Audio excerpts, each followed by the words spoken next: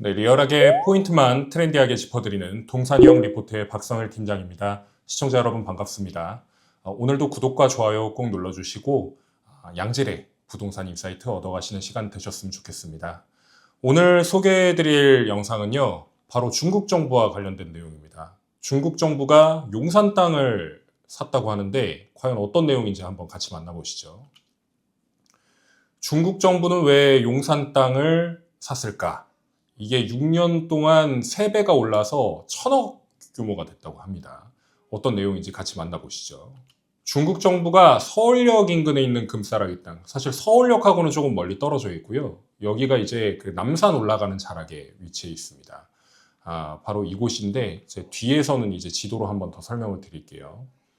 중국 정부가 18년 12월경에 이태원동에 있는 11개의 필지, 4,162제곱미터, 이게 약 1,200평 정도 됩니다. 이 1,200평 정도 되는 땅을 300억 정도 되는 가격에 매수를 했다고 합니다.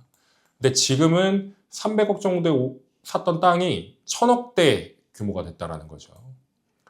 근데 이게 문제가 뭐냐면 중국계 자본, 그러니까 중국인들이 사는 대한민국의 부동산 매입은 그러려니 했는데 이 중국 정부 차원에서 땅을 직접적으로 산 사례가 외부에 알려지게 된 건 이번이 처음이라고 합니다. 그러니까 거의 없었다는 얘기죠. 그러니까 이런 게 왜 문제가 되냐면 뭐 뒤에서 또 설명을 드리겠지만 국가 대 국가 간의 땅을 이렇게 사는 게 그냥 아무런 제재 없이, 특히나 이 알짜배기 땅, 이 한남동 인근이거든요. 바로 밑에가 이제 이태원역 근처인 건데 그러니까 이 땅을 그냥 순순히 넘겨주게 된 배경은 무엇인가, 이런 것들이 참 아이러니하다 이렇게 말씀드릴 수가 있겠고, 여기 또 나와 있는 게 뭐 미국 대사관이나 대통령실, 뭐 대통령 공관 이런 것들이 나와 있는데 이거 뒤에서 좀 자세하게 설명을 드릴게요. 그러니까 이게 뭐가 문제냐면 미국이나 캐나다 같은 경우에는 거주하지 않는 중국인이나 중국 기업, 뭐 특히나 국가도 당연히 제한을 하겠죠. 이 땅의 매입을 제한하는데 우리나라 같은 경우에는 이러한 뭐 토지 매입전, 그러니까 땅을 사고 파는 데 있어서 제한이 전혀 없다라는 겁니다. 법적으로 규제가 되지 않고 있어요. 제가 토지대장을 혹시 몰라서 한번 살펴봤습니다. 따끈따끈한 토지대장입니다. 방송 직전에 토지대장을 끊어왔는데 여기 보시면 이거 보이시나요? 2019년 7월 31일에 소유권 이전이 됐습니다. 이게 뉴스 기사에서는 이야기가 나오는 게 2018년도에 계약을 했다. 2018년 12월에 계약을 했고, 지금 보시면 여기 성명 보이시죠? 중화인민공화국 대사관 명의로 지금 매입이 된 걸 볼 수 있겠습니다. 아래 보시면 이제 개별 공시지가가 뭐 2019년도에는 575만 원, 이게 제곱미터당이거든요. 그러니까 평당 환산하면 한 대략 1,800만 원 정도 되는 거고, 2025년 기준으로는 770만 원, 지금 대략 한 2,300만 원 정도 되겠네요. 2,300만 원 정도 될 텐데 이걸로 따지면 대략 한 30%대 정도의 차익인 건데 실질적으로는 실거래가가 3배가량 뛰었다, 이렇게 말씀드릴 수가 있겠습니다. 이 기존의 부지가 어디냐면요, 여기가 지금 남산 2호 터널하고 3호 터널 사이에 있는 곳입니다. 이게 제가 아이러니한 게 매번 부동산 이 동산형 리포트 할 때마다 출근길 근처에 있는 그 이슈만 계속해서 말씀드리는 것 같아요. 제가 여기로 이렇게 해서 이 남산자락을 이렇게 통해서 이렇게 넘어오거든요. 차가 많이 막혀가지고 돌아서 오는데 여기 이제 가는 길에 있다고 합니다. 근데 문제는 뭐냐면 지금 여기 뭐 미국 국기 보이고 태극기 보이고 막 성조기 태극기 이렇게 정리를 해놨잖아요. 여기가 어디냐면 원래 미군 기지 있던 곳입니다.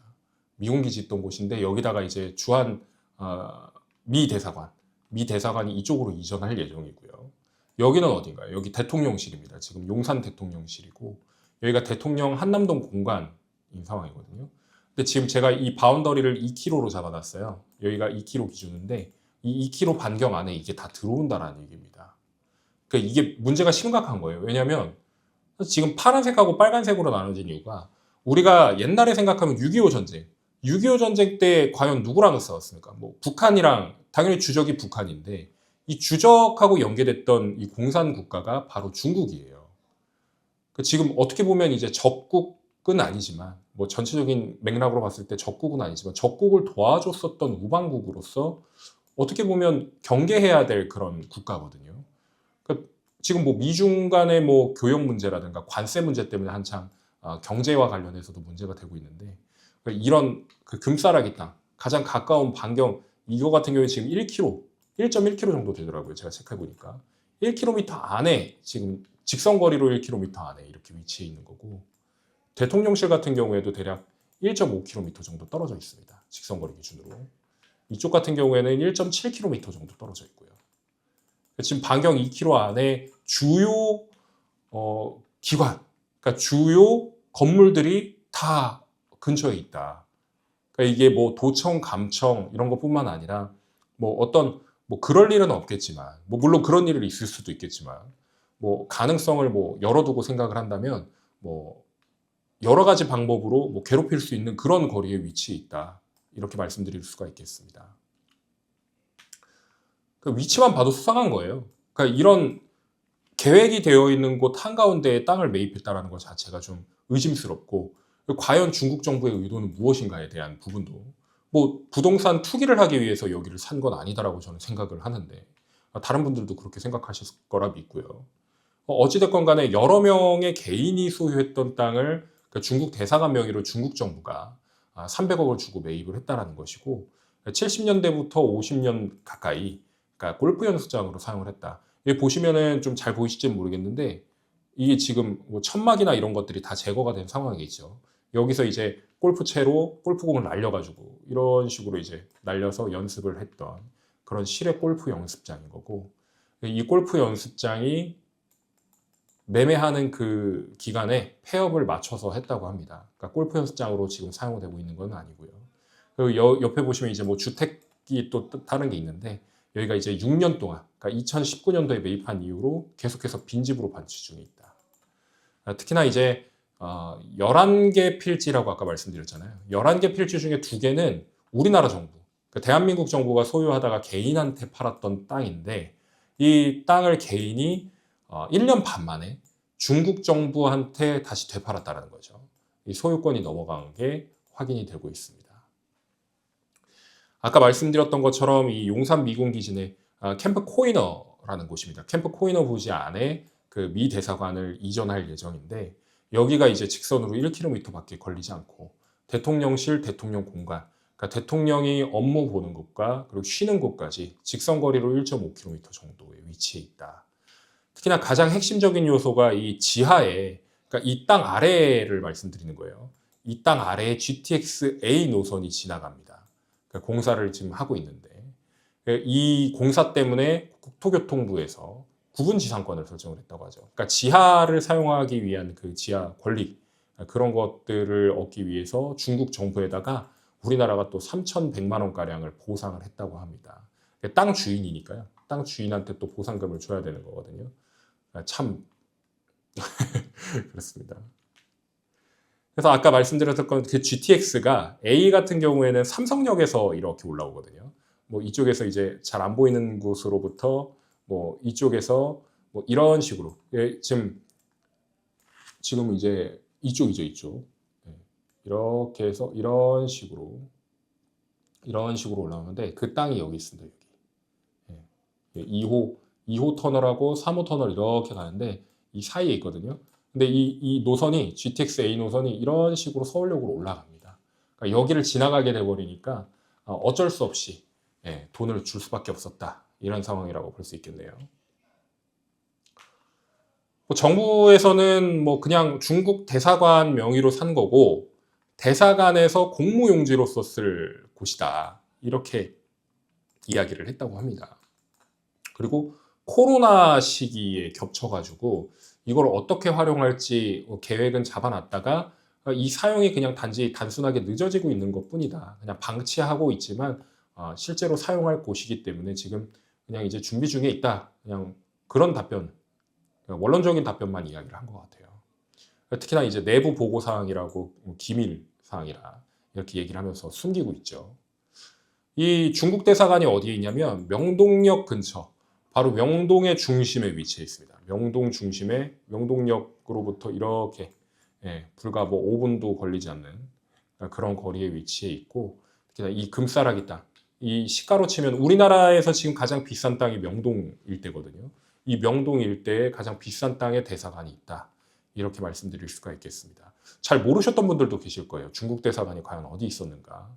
이런 부분들도 봤을 때 좀 아이러니한 상황이 계속 이어지고 있습니다. 좀 설명을 드리자면 여기 명동이거든요. 요 뒷단에 다시 넘어갔는데 이게 그냥 뭐 좀 기분 좋게 본다 그러면 이 명동역으로부터 지금 이 3호 터널을 타고 내려와서 여기서 이제 유턴을 해가지고 이쪽으로 들어올 수 있다. 그러니까 대사관 자리하고 조금 이제 가까운 곳이긴 해요. 안쪽 땅이 거의 없거든요. 이 안에서 살 수 있는 땅이 없다 보니까 그나마 가까운 땅으로 여기를 선택했다라고 생각할 수는 있는데 사실 이 땅이 지금 뭐 앞에서 이렇게 보셨던 것처럼 그 주요 기관, 그러니까 우리나라에서 가장 중요한 사람들이 머무는 기관들하고 가장 가깝기 때문에 이거를 그냥 단순히 우연으로만 치부하기는 좀 어려움이 있다는 거죠. 심지어는 이 대제목을 좀 살펴보시면 우리나라 사람들은 중국의 땅을 못 삽니다.